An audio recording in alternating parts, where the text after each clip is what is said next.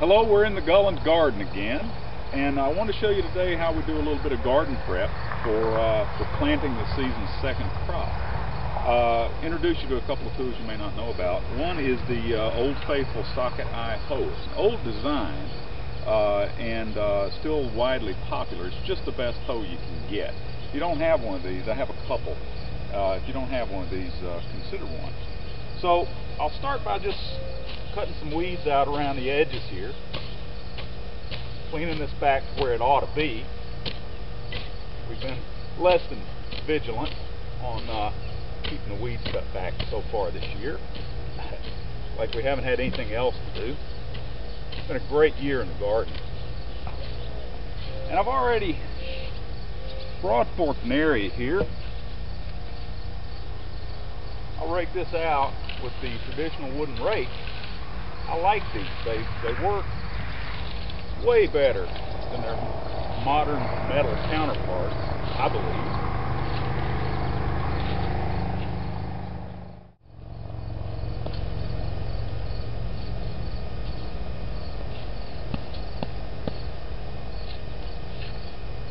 I don't know if you can tell in this film, but I'm lifting the soil up, and we're about 1.5 inches taller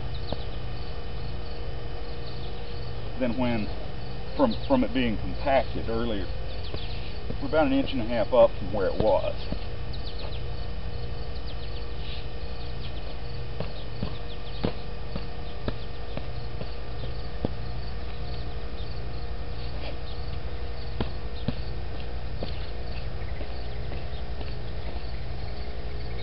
After you've broadforked, it makes it a lot easier to pull out those stubborn weeds that you might have had trouble with to begin with, getting out of the way.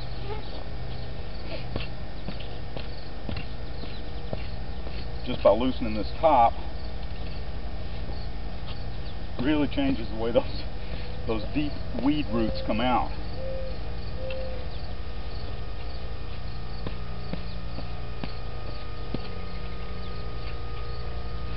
Okay, now for demonstration, we're back. You can see here where I have come right to this point with the broadfork. I was able to come up to this bean plant and work all the way around it without disturbing it. It's that kind of control that allows you to work in tighter, smaller spaces to make your garden more efficient with the broadfork.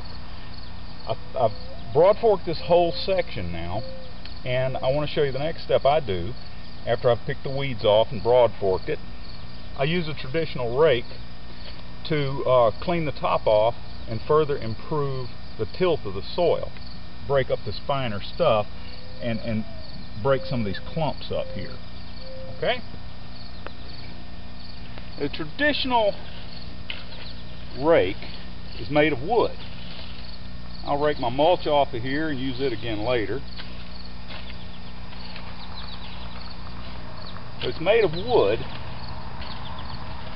It dates back to a time when metal was hard to come by. Not this particular rake, but this concept of the rake.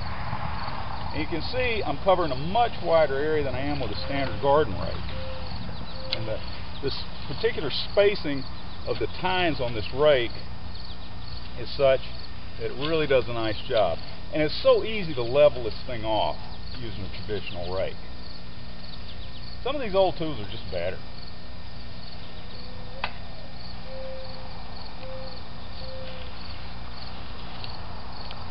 So now you see we've got a nice garden bed ready to plant.